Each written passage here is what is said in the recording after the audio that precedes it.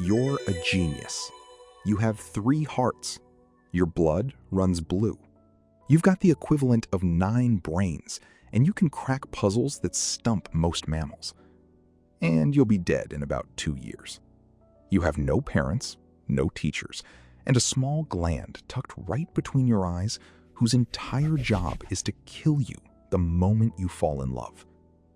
Welcome to life as an octopus, quite possibly the smartest creature in the sea, cursed with the shortest, loneliest, most self-destructive existence the ocean has to offer. Let's start at the beginning. You hatch from a tiny egg into the open ocean, a speck barely bigger than a grain of rice. And your mother? She's already dead. In fact, she died at roughly the moment you were born, and we'll get to that horror in a bit.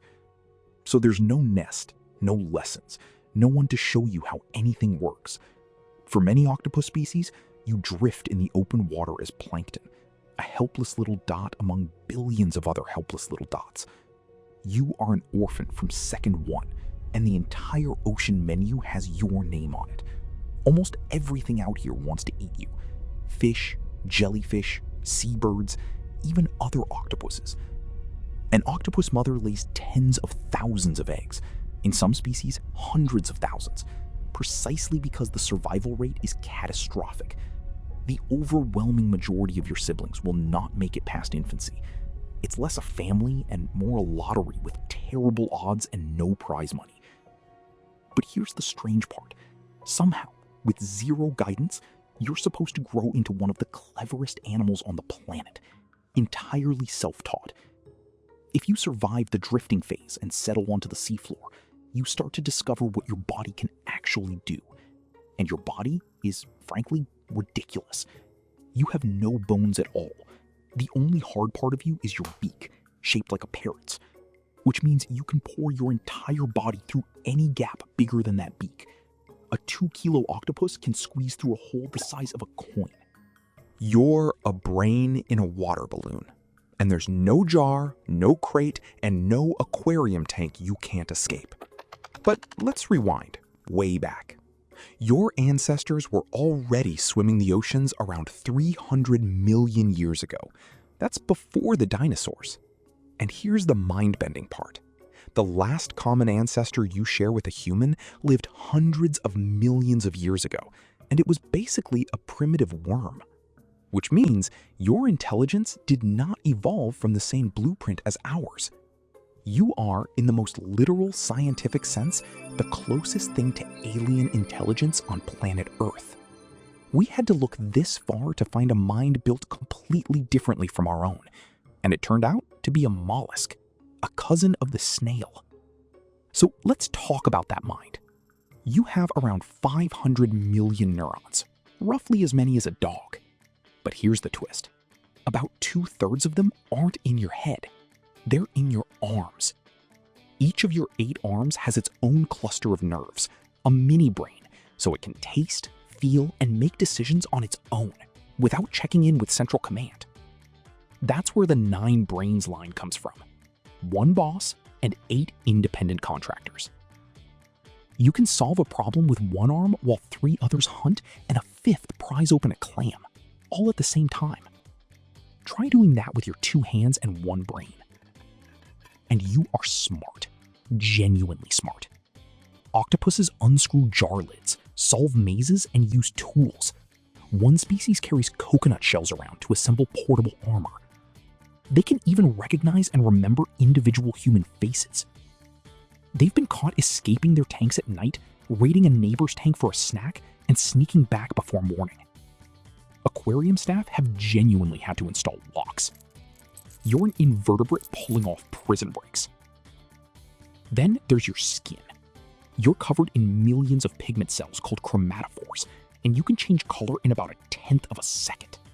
You can also reshape your skin's texture to mimic rock, coral, or seaweed. It's not so much camouflage as real-time, 3-dimensional disguise. And here's the cruelest joke in your whole design. You are almost certainly colorblind. You produce the most spectacular color displays in the ocean, and you cannot see a single one of them. let's talk about the one thing your entire genius existence is building toward: romance. And naturally, it's a death trap. When a male finally finds a female, he has to be extremely careful because she might just kill and eat him on the spot. So males play it safe. Many reach across from a cautious distance to pass their sperm with one specialized arm. And in certain species, that arm literally detaches and crawls into the female on its own. That's right. The big romantic gesture is, here, keep the arm.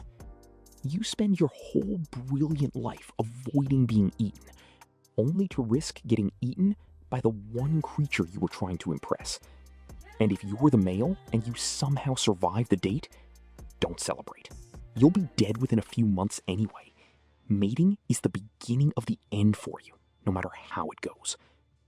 But the real horror is what happens to the female. And to understand it, you need to meet the villain hiding inside your own body. Tucked right between your eyes is a small structure called the optic gland. In land animals, the closest equivalent is the pituitary. In you, scientists have another name for it: the self-destruct system. Because the moment you reproduce, that gland flips a switch and begins methodically shutting your entire body down. Here's how we know it's the gland and not just rotten luck. In 1977, a scientist named Jerome Wodinsky removed the optic glands from brooding female octopuses, and the death program simply stopped. The females abandoned their eggs, started eating again, gained weight, and lived dramatically longer. So your death isn't a tragic accident of biology. It's a feature. There's a literal off switch for it, sitting right behind your eyes, and you will never get to reach it. So here's how your story ends if you're a female. You lay your eggs, tens of thousands of them, and anchor them somewhere safe. And then you stop eating completely. You spend every remaining moment guarding that clutch, fanning fresh water over it, cleaning it, driving off anything that drifts too close. And the entire time, you are slowly starving to death. You grow weak, your skin goes loose and pale, your eyes turn cloudy. And in the final stretch, some mothers seem to hurry it along, battering themselves against the rocks, tearing at their own skin, even eating the tips of their own arms. And then, your eggs hatch. Thousands of tiny, perfect, genius babies drift up into the water, and you die right there. You will never see a single one of them grow up. You gave everything you had, your food, your body, your life, for children whose faces you'll never know. How long can this devotion last? In the deep sea off California, scientists watched one octopus, Granolidone boreopacifica, guard her eggs for 53 months. That's nearly 4.5 years, never eating, never leaving, fading the whole time. It's the longest brooding period of any animal ever recorded. 4.5 years of starving in the dark for children she would never meet. So now, say your goodbyes. There's no one left to hear them, and leave this world. The smartest mind in the ocean switched off right on schedule. As a group, octopuses are actually doing all right. They're not considered endangered, though some species feel the strain of heavy fishing. But the real tragedy here was never extinction. It's the waste.